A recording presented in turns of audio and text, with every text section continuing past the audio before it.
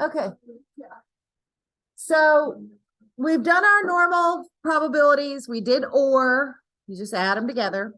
Today we're going to be talking about conditional probability and.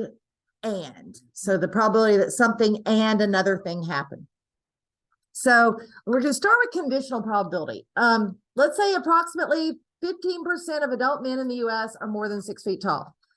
So if you pick somebody at random, the probability that he's more than 6 feet tall is 0.15. But what if you already knew they were a professional basketball player? Would the probability that they're over 6 feet tall be the same as every man in the US? No. So when you know other information, additional information, we call that conditional probability. It means something else is known that's going to change the probability. So the conditional probability of event B, given that another event, let's call it A, has already occurred, the notation we use is we say the probability of B, and then we do this line, that means given A. So B given A. So what we're finding is the probability that B occurs under the assumption that A has already occurred. And now we're going to have that. Okay. Let me pause.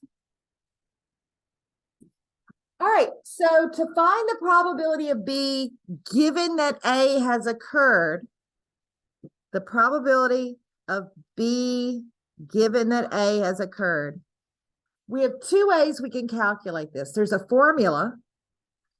The formula is the probability of A and B divided by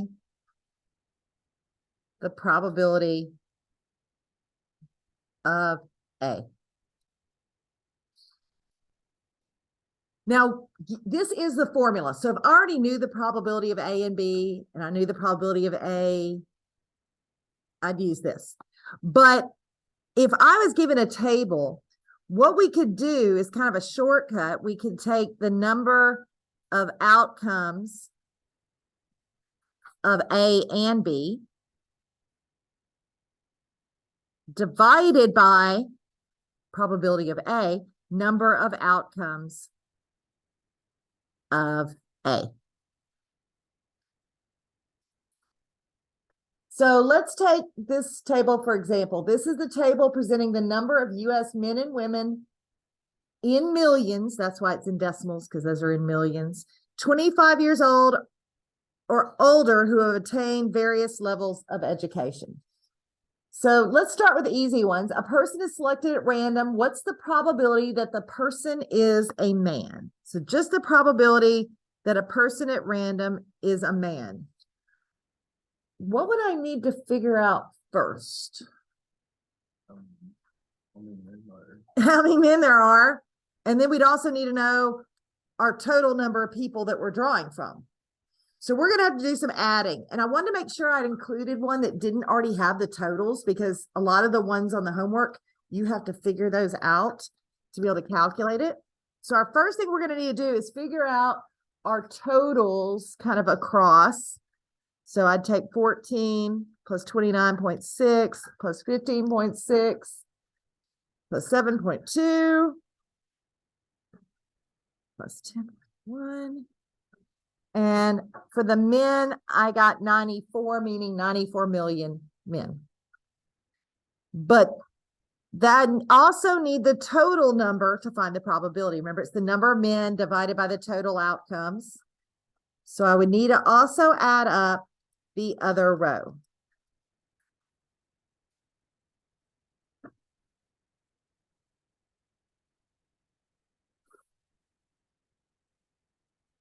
And I got 101, which gives me a total number of people of 195. That's 195 million, just to remind ourselves.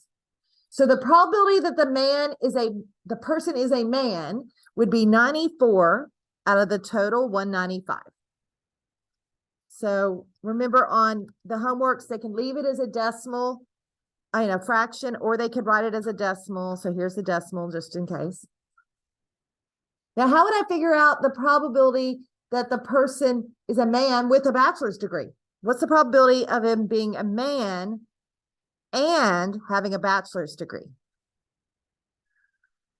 So how many people in this table were a man and had a bachelor's degree? 17.5 million out of 195.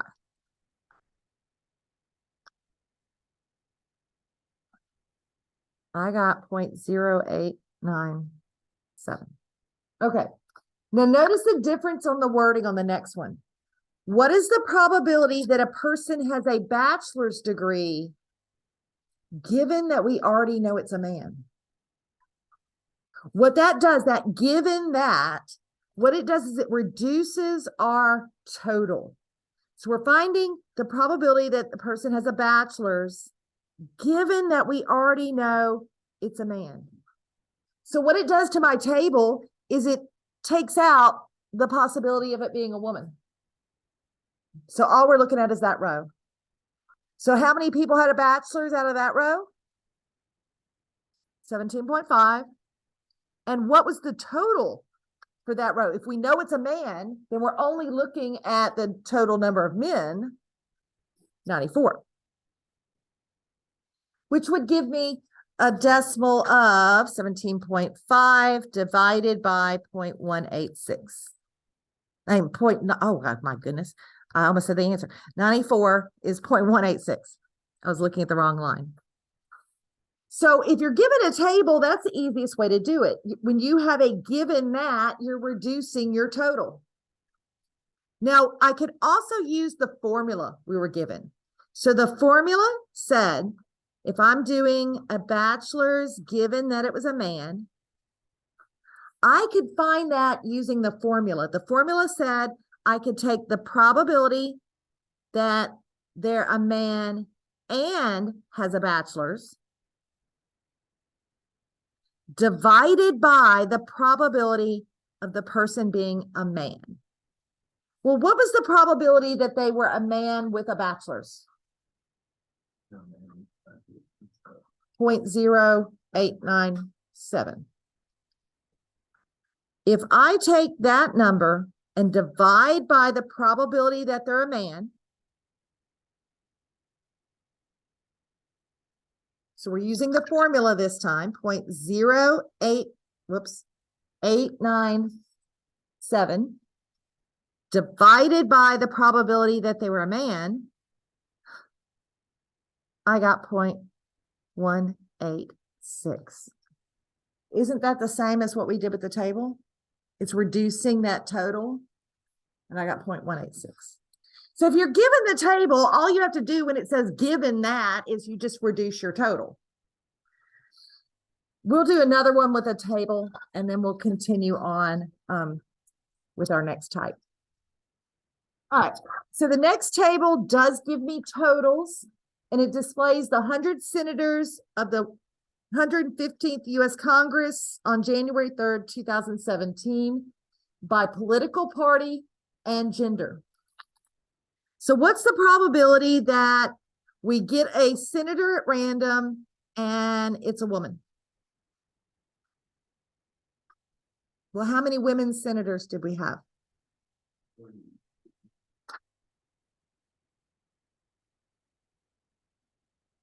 21. Out of the total number of senators, 100. Okay. Now, what's the probability that a senator picked at random is a Republican? So how many Republican senators were there that year? 52 out of 100. Now, the next one is a throwback to our last lesson.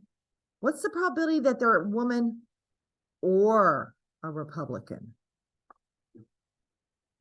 Woman or, remember the word or? We're going to add them up, right? Now, could I just add these two together? 21 plus 52? you could, but you'd have to subtract that overlap, because remember, to remind ourselves of the last lesson, and I lost my pencil up here. So the 21 included all of this column, right? The 52 was that row. Which ones did we count twice? The 5. So if you just added 21 plus 52, you counted these 5 people twice, and that's not good. So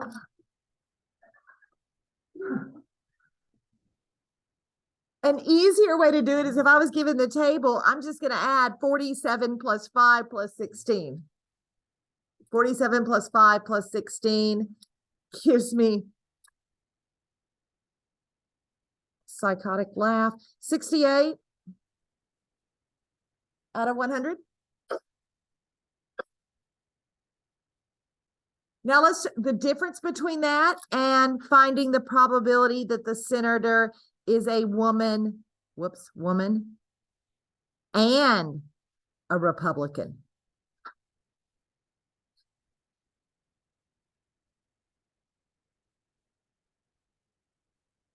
What's that going to have? How many people were a senator that was a Republican and a woman? How many were a woman and a Republican? Republican and a woman, that's the 5. That's where it crisscrossed. Now we're going to get into the conditional ones. Given that a senator is a woman, that means we're not going to look at the men row at all. We're just looking at that column. What's the probability that she is a Republican? So finding the probability that it's a Republican, given that we already know the senator is a woman. So this is going to change my total. If I'm only looking at that column, how many Republicans live in that column? Just 5, right? If we're only looking at a woman, there are only 5 women that were Republicans. Out of what's the total if I only am looking at the women? 21. Now let's change it. What if I know they're a Republican? What's the probability that the senator is a woman? So we're going to change the direction of that. Probability, we are talking about a woman, knowing already that it's a Republican.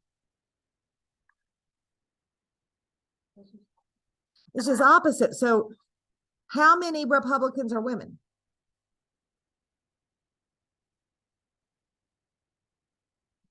5.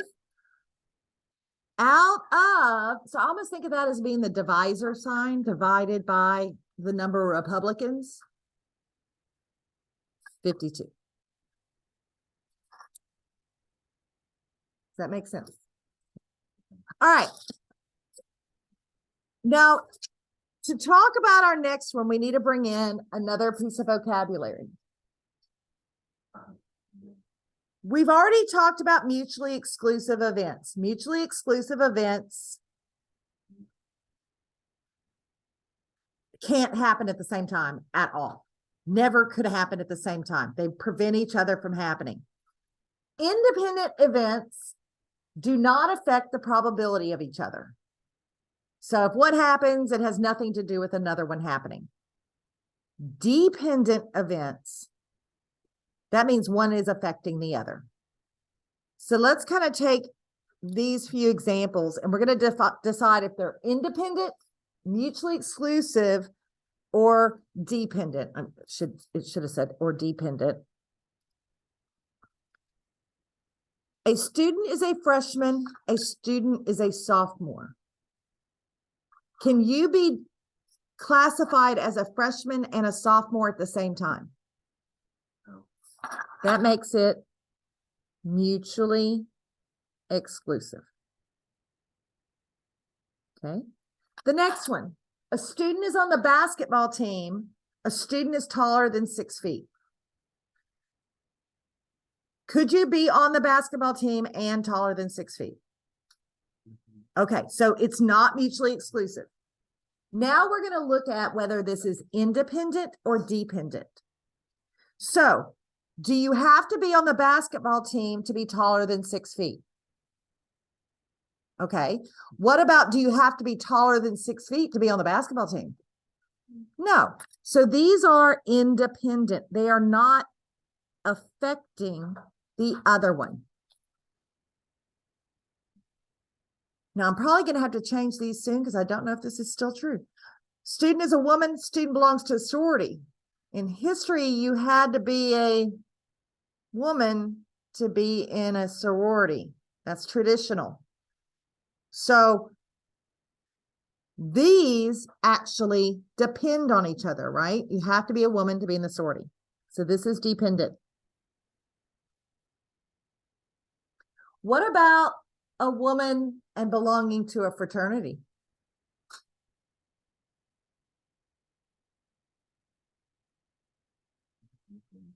That's mutually exclusive. You really can't be both. I don't know if those rules are changing in college. I'll find out. The last one is the student is a woman. The student was born on Sunday. Independent. It's not mutually exclusive. It could happen, but it doesn't depend on the other one. So these are independent. Now, our last probability rule that we're learning is called the multiplication rule. And it's on finding the probability of A and B. So if I took that last one we were talking about, the probability of B given that A has happened. The formula said I could find that by finding the probability of A and B and then dividing by the probability of A. If I multiply both sides of the equation by the probability of A, wouldn't that cancel out on this side? If I multiply both sides of the equation by the probability of A, wouldn't that cancel out with the probability of A in the bottom here? Mm-hmm. Okay. So this leads us to the formula for the probability of A and B. It says I'm going to take the probability of A times the probability of B, given that A has already happened. Among those who apply for a particular job, the probability of being granted an interview is 0.1. Among those interviewed, the probability of being offered a job is 0.25. So it's dependent. You have to have had the interview to be offered the job. Find the probability that an applicant is offered the job. So that would mean they'd have to have been interviewed and then got the job, right? So we need to find the probability that they were interviewed and then got the job, got job. Using this formula, I'm going to take the probability that they were interviewed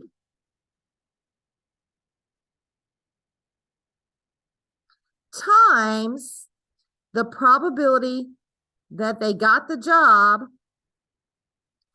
given that they were interviewed. Well, what's the probability that they were interviewed? 0.1. And the probability that they get the job after being interviewed. So among those interviewed, the probability of being offered the job is 0.25. So they have to be interviewed first. So we have to have the probability that they were interviewed before they're getting offered the job. So we're going to take 0.1 times 0.25.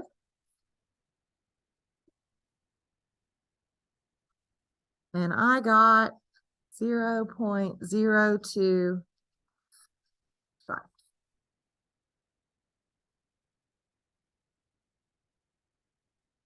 Let's do another one. Well, first, let's talk about what we would do if those were independent events. If they're independent events, then does it matter whether A has happened? Will it affect B at all? Okay. So if they're independent events, the probabilities don't affect each other. So the probability of A and B is just going to be the probability of A times the probability of B. Let's say 2 dice are rolled. Let A be the event that the number on the first die is even. And event B is that the number on the second die is 6. If I'm rolling 2 die, does the first roll affect the second roll? So these are independent events. Let's find the probability of A. Well, the probability of A was that the first die is even. So the first is even. What's the probability of rolling an even number? How many even numbers do we have on the die? 3 out of 6. Now let's find the probability of B. Well, event B is that the second die is 6. What's the probability of rolling a 6? 1 out of 6. Now we're going to find the probability of A and B. What that means is I'm going to find the probability that the first number is even and the second is 6. Well, what was the probability that the first was even?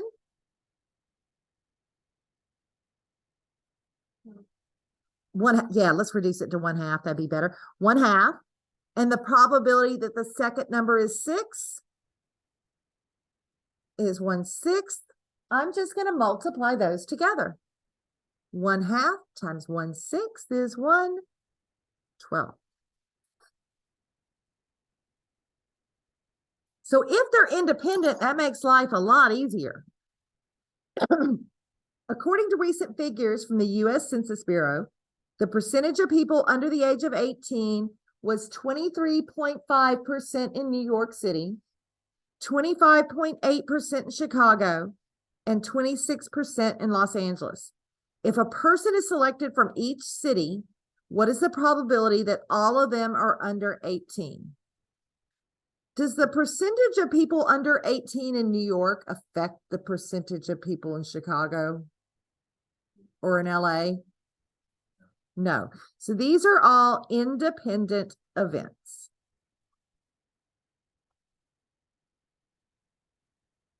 And I'm going to abbreviate instead of writing New York City and Chicago. I'm just going to say the probability of New York in and Chicago and LA. What's the probability that somebody from New York was under 18? I'm going to change that to a decimal. 23.5% would be 0.235. What's the probability that someone's under 18 in Chicago?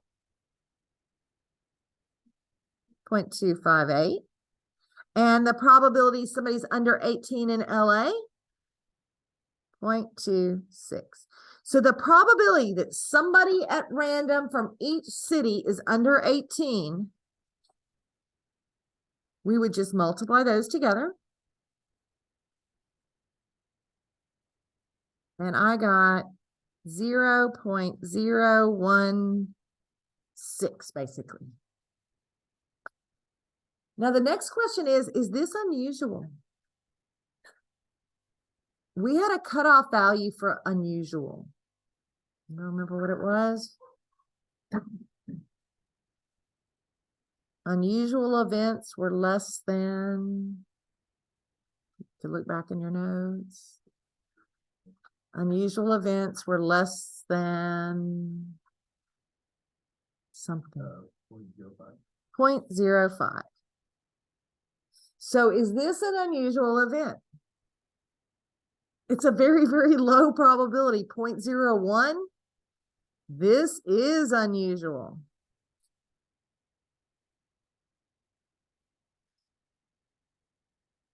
Now, on my next examples, we're going to be looking at a deck of cards. And I'm realizing over the years that less and less people have looked at a deck of cards. Okay, so a deck of cards is 52 cards. They're divided into 4 suits, 13 in each suit. What are the suits? Does anybody? Hearts, clubs, clovers, spades, and diamonds. And each of those, you have 13 cards ranging from an ace to a king. 13 cards in each. 13 each. Okay. 2 cards are drawn from a deck with replacement. What do we mean by the word with replacement?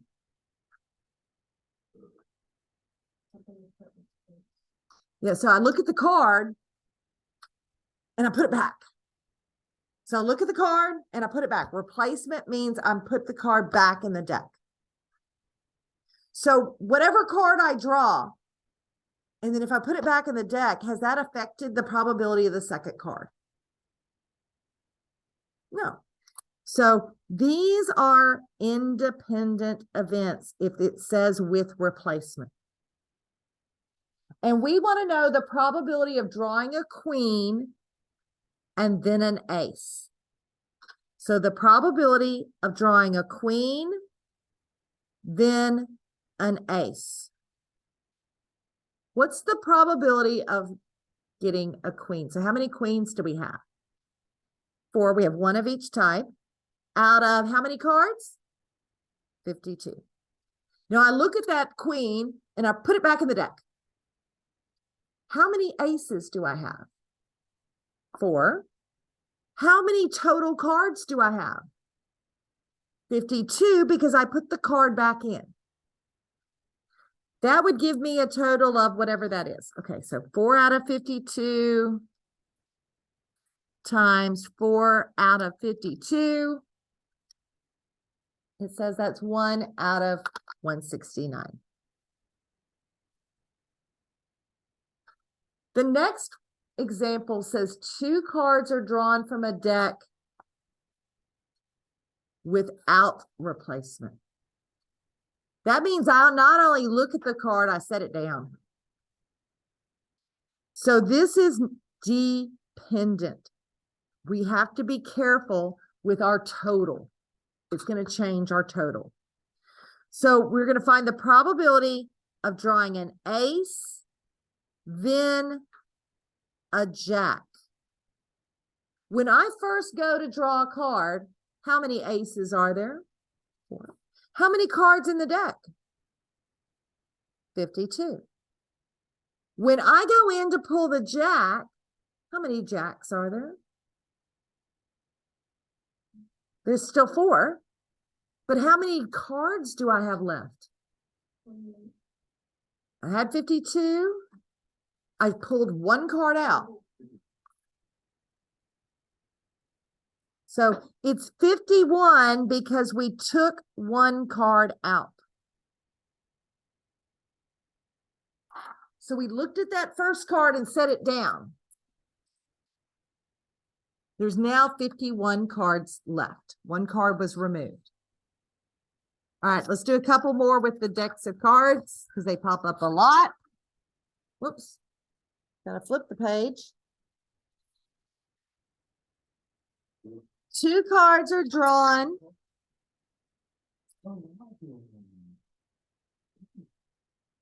without replacement. That means they're depending on each other. What's the probability of drawing a jack, then another jack? So when I go to draw the first time, how many jacks are in the deck? 4. How many total cards do I have? When I draw the next time, how many jacks are there now if I pulled a jack the first time? I have 3 left out of 51.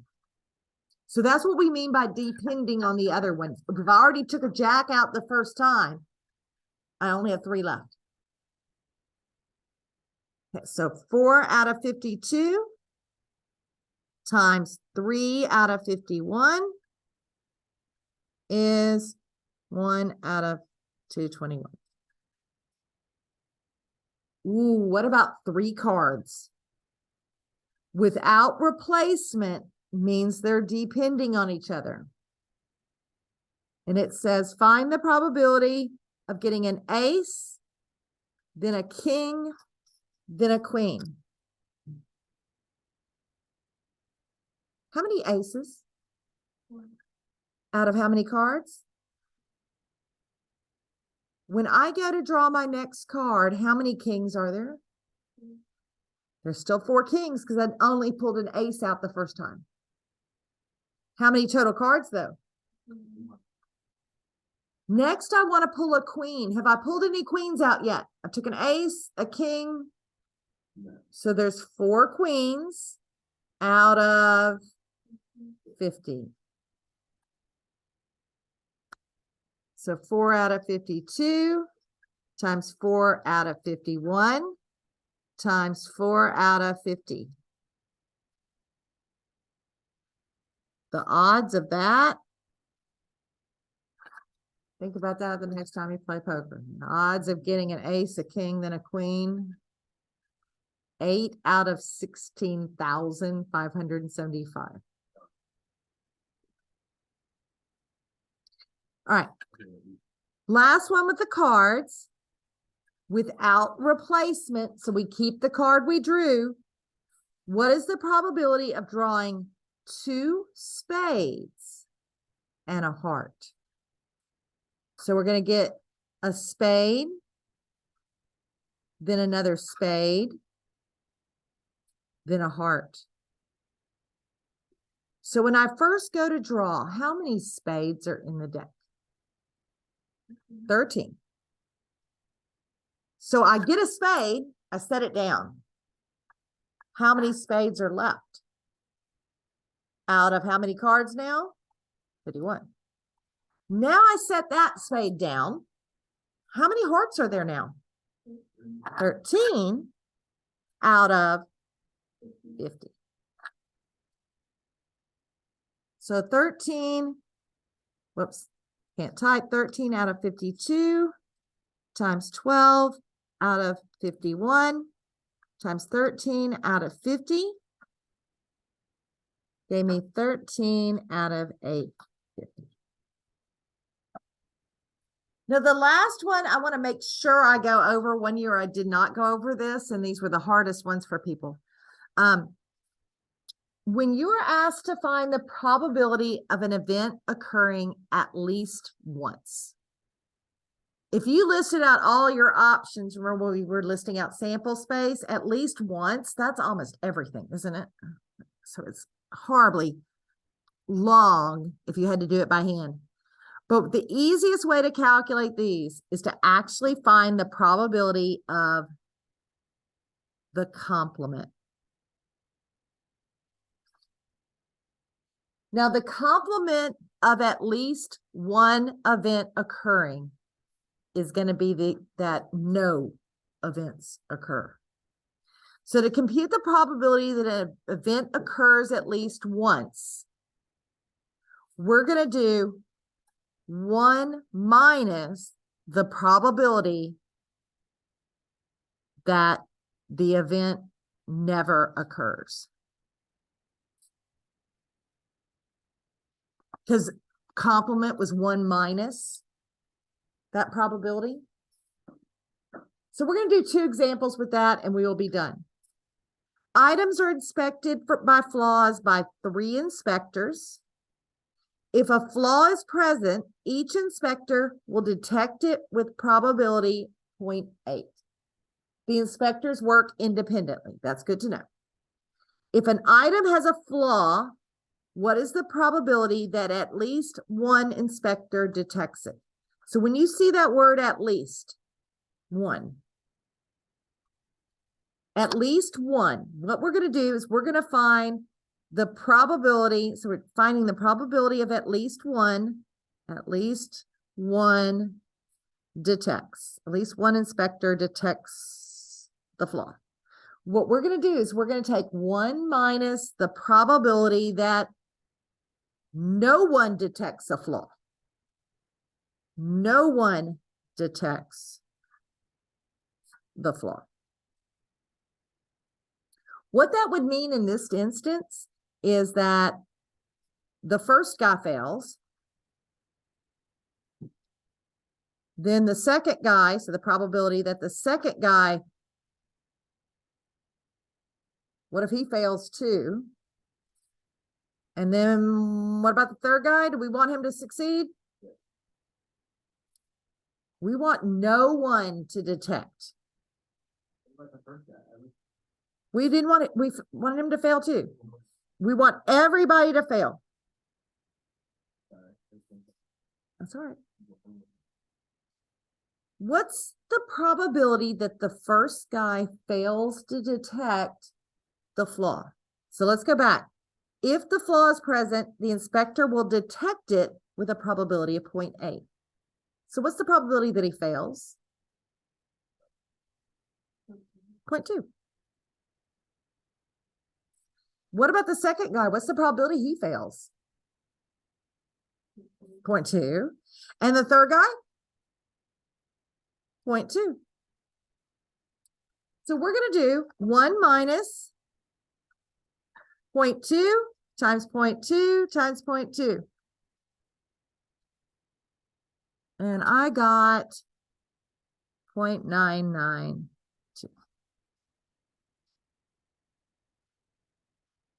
So at least one person finding the flaw, there's a very high percentage that at least one of the inspectors will find the flaw. All right. A fair coin is tossed 5 times. What is the probability that it comes up heads at least once? So if we're trying to find the probability of at least one head, we're going to do is take 1 minus the probability that there are no heads at all.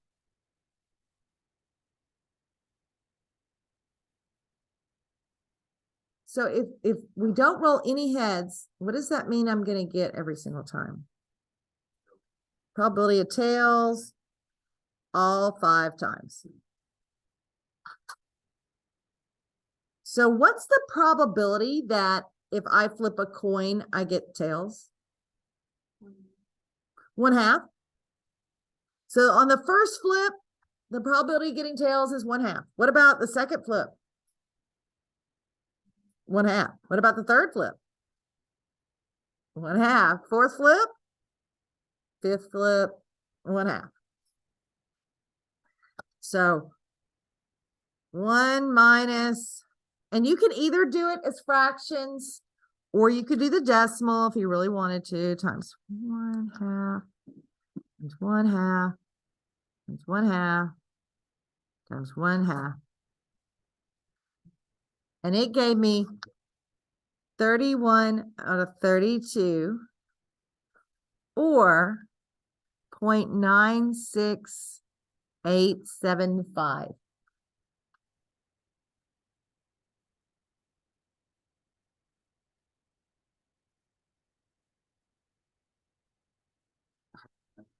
Okay. That's all a 5.3.